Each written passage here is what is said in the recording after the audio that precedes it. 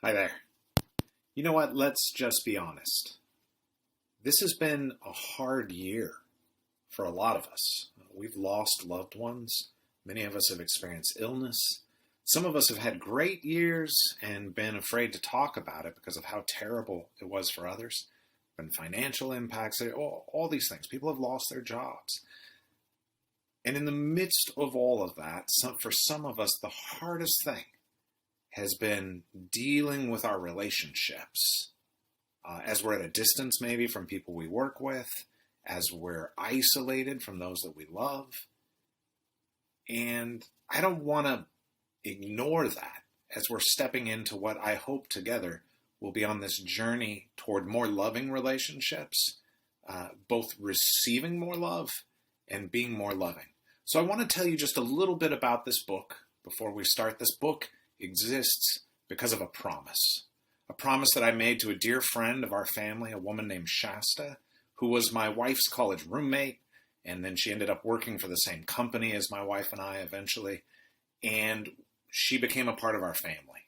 She was like an aunt to my kids. She taught my girls how to drive when they were 8. She'd take them in her car, not mine, her car down to the grade school when no one was there, drive around in the parking lot. She would get in epic snowball fights with my dad.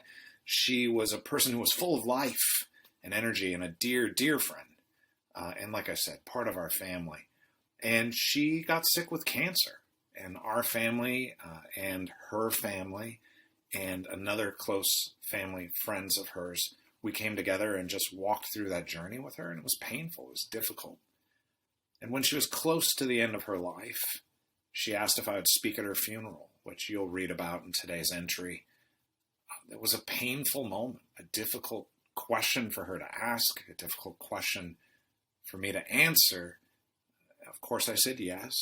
And when I asked her, "What do you want me to tell them?"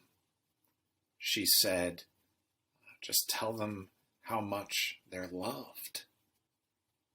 And I asked her who she meant, and she started listing people. And she was the kind of person that she started, of course, with those who were closest to her. And then she went on to eventually say at the end, everyone.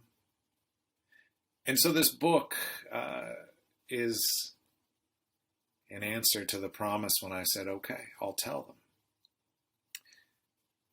She knew I was a writer. She was the first person to read many of my books, or one of the first. I think she'd be really pleased with it, and here's why.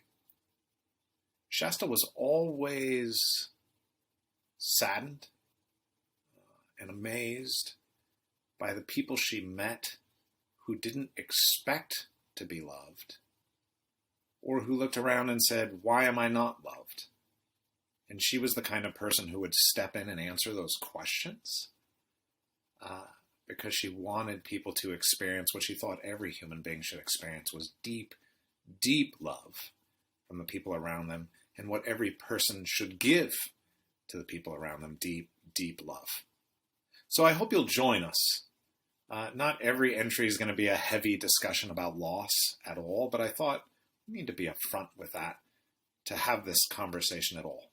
That wherever you are, if your year's going well or poorly, if you're feeling well or poorly, if you're in a great place financially or a difficult one, if your family's getting along great or not well, if you have tons of love in your life and just want even more, or if you look around and say, why does no one love me? Wherever you are, you're welcome to join us.